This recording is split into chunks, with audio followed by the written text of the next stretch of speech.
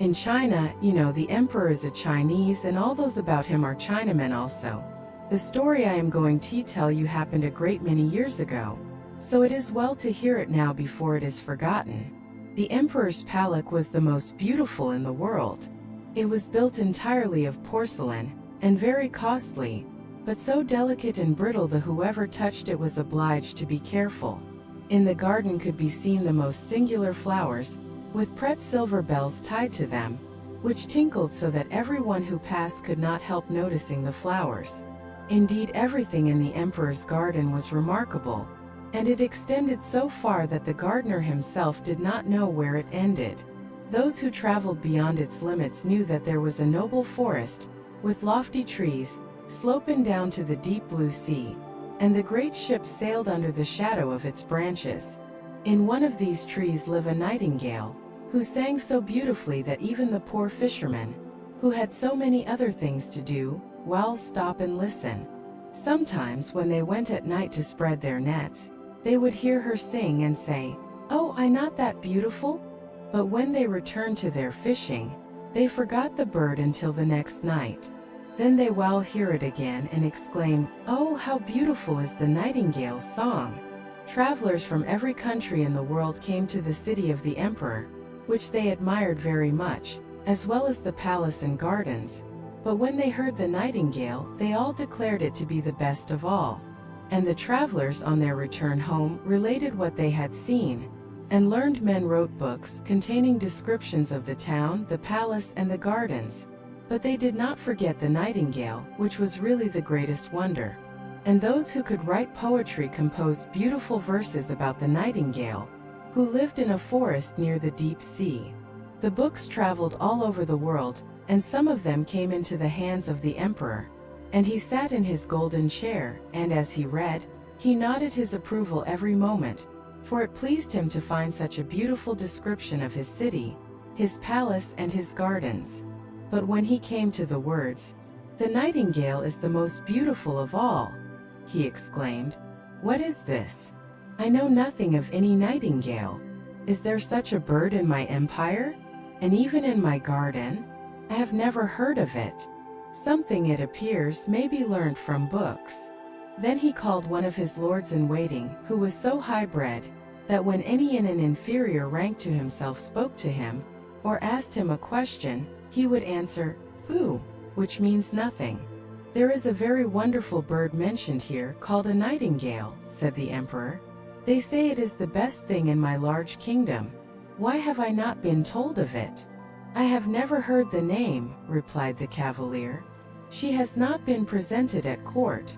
"It is my pleasure that she shall appear this evening," said the emperor.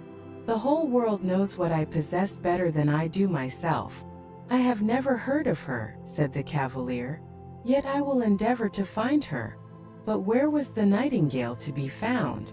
The nobleman went upstairs and down, through halls and passages, yet none of those whom he met had heard of the bird. So he returned to the emperor, and said that it must be a fable, invented by those who had written the book.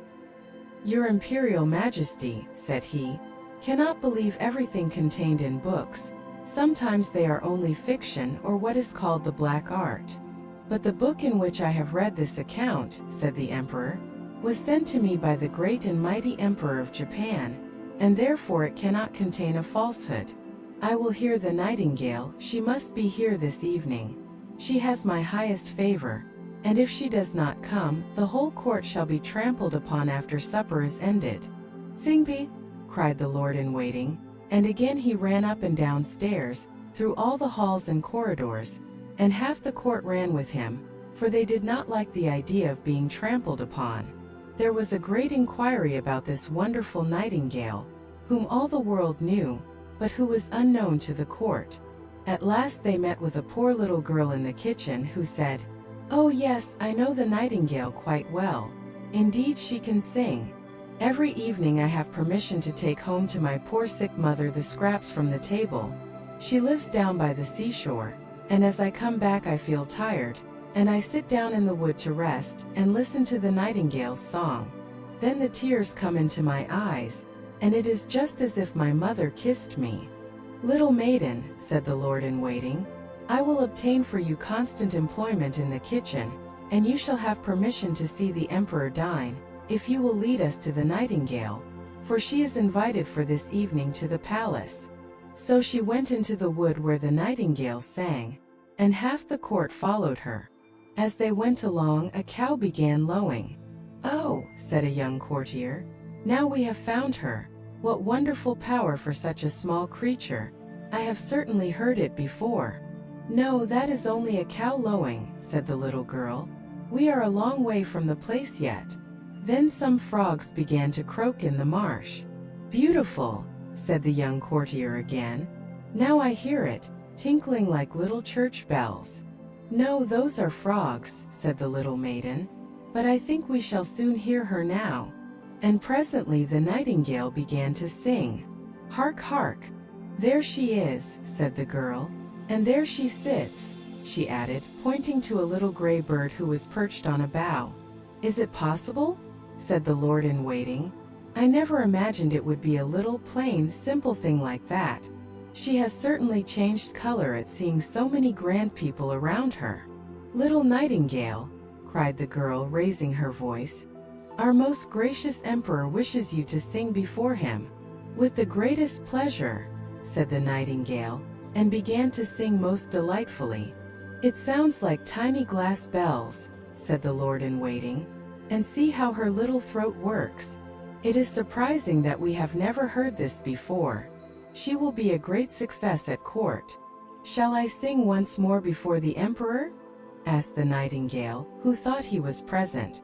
"My excellent little nightingale," said the courtier, "I have the great pleasure of inviting you to a court festival this evening, where you will gain imperial favor by your charming song." "My song sounds best in the green wood," said the bird. But still she came willingly when she heard the emperor's wish. The palace was elegantly decorated for the occasion. The walls and floors of porcelain glittered in the light of 1,000 lamps. Beautiful flowers, round which little bells were tied, stood in the corridors. What with the running to and fro and the draught, these bells tinkled so loudly that no one could speak to be heard. In the center of the great hall, a golden perch had been fixed for the nightingale to sit on. The whole court was present, and the little kitchen maid had received permission to stand by the door. She was not installed as a real court cook. All were in full dress, and every eye was turned to the little gray bird when the emperor nodded to her to begin.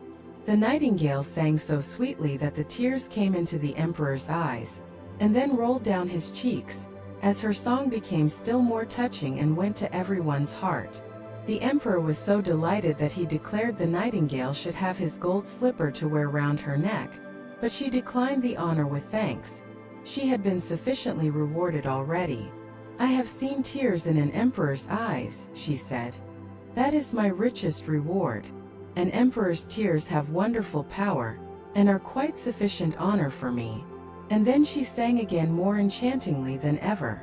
"That singing is a lovely gift," said the ladies of the court to each other, and then they took water in their mouths to make them utter the gurgling sounds of the nightingale when they spoke to anyone, so they might fancy themselves nightingales. And the footmen and chambermaids also expressed their satisfaction, which is saying a great deal, for they are very difficult to please. In fact, the nightingale's visit was most successful. She was now to remain at court, to have her own cage, with liberty to go out twice a day, and once during the night. 12 servants were appointed to attend her on these occasions, who each held her by a silken string fastened to her leg. There was certainly not much pleasure in this kind of flying. The whole city spoke of the wonderful bird, and when two people met, one said Nightin, and the other said Gale, and they understood what was meant, for nothing else was talked of. 11 peddlers' children were named after her, but not of them could sing a note. One day the emperor received a large packet on which was written, "The Nightingale." "Here is no doubt a new book about our celebrated bird," said the emperor. But instead of a book, it was a work of art contained in a casket, an artificial nightingale made to look like a living one, and covered all over with diamonds, rubies, and sapphires. As soon as the artificial bird was wound up, it could sing like the real one, and could move its tail up and down, which sparkled with silver and gold. Round its neck hung a piece of ribbon, on which was written, "The Emperor of China's Nightingale is poor compared with that of the Emperor of Japan's."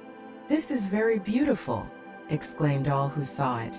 And he who had brought the artificial bird received the title of Imperial Nightingale Bringer-in-Chief. "Now they must sing together," said the court, "and what a duet it will be."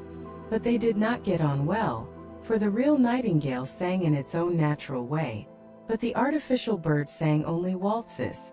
"That is not a fault," said the music master. "It is quite perfect to my taste." So then it had to sing alone and was as successful as the real bird. Besides, it was so much prettier to look at, for it sparkled like bracelets and breastpins. 33 times did it sing the same tunes without being tired. The people would gladly have heard it again. But the emperor said the living nightingale ought to sing something. But where was she? No one had noticed her when she flew out at the open window, back to her own green woods. "What strange conduct," said the emperor when her flight had been discovered. And all the courtiers blamed her, and said she was a very ungrateful creature. "But we have the best bird after all," said one, and then they would have the bird sing again, although it was the 34th time they had listened to the same piece, and even then they had not learnt it, for it was rather difficult. But the music master praised the bird in the highest degree, and even asserted that it was better than a real nightingale, not only in its dress and the beautiful diamonds, but also in its musical power. "For you must perceive, my chief lord and emperor, that with a real nightingale we can never tell what is going to be sung, but with this bird everything is settled. It can be opened and explained, so that people may understand how the waltzes are formed, and why one note follows upon another." "This is exactly what we think," they all replied. And then the music master received permission to exhibit the bird to the people on the following Sunday, and the emperor commanded that they should be present to hear it sing.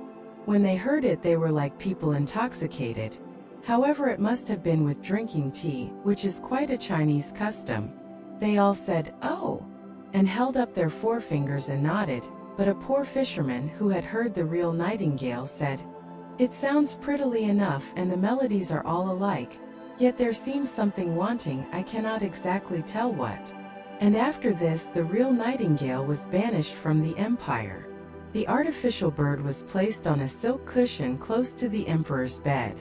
The presents of gold and precious stones which had been received with it were round the bird, and it was now advanced to the title of Little Imperial Toilet Singer, and to the rank of number 1 on the left hand, for the emperor considered the left side on which the heart lies as the most noble, and the heart of an emperor is in the same place as that of other people.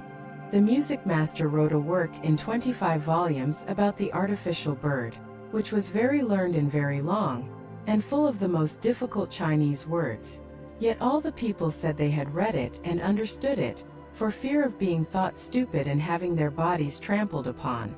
So a year passed, and the emperor, the court, and all the other Chinese knew every little turn in the artificial bird's song, and for that same reason it pleased them better.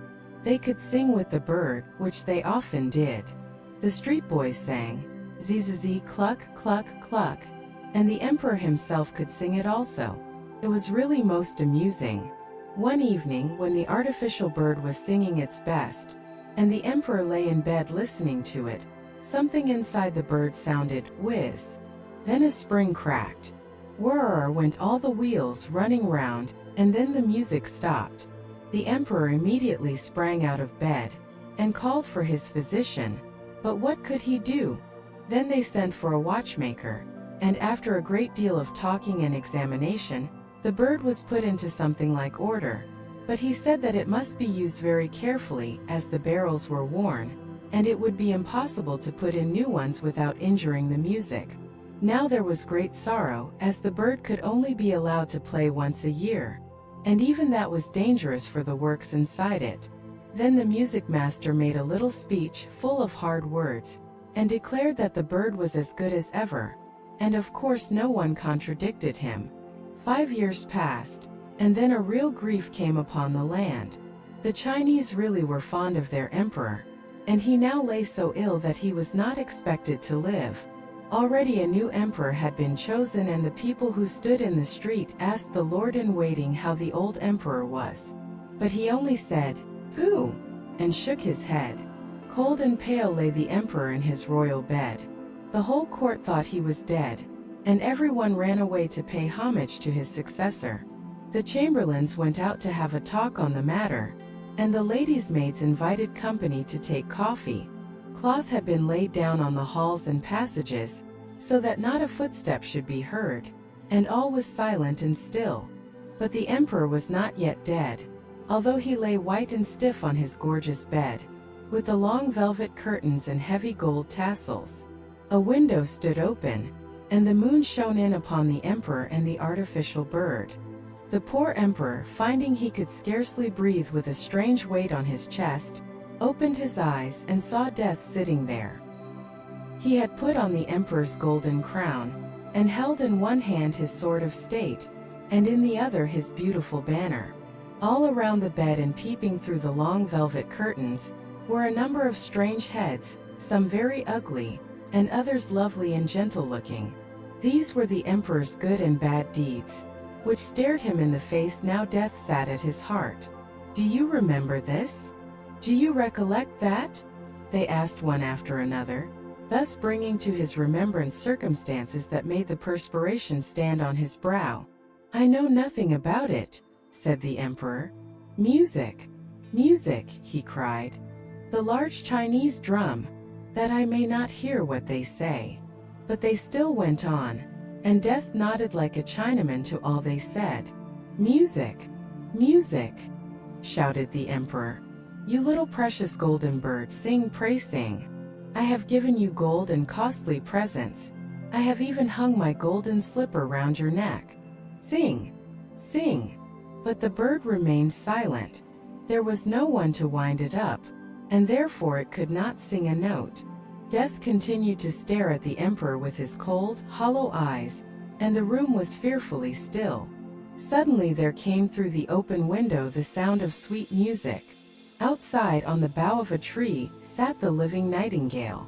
She had heard of the emperor's illness, and was therefore come to sing to him of hope and trust. And as she sung, the shadows grew paler and paler.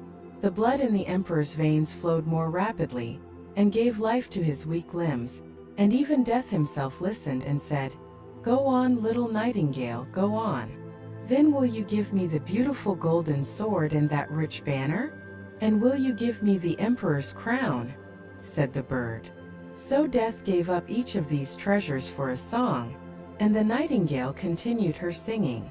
She sung of the quiet churchyard, where the white roses grow, where the elder tree wafts its perfume on the breeze, and the fresh sweet grass is moistened by the mourner's tears. Then Death longed to go and see his garden, and floated out through the window in the form of a cold, white mist. "Thanks, thanks, you heavenly little bird. I know you well.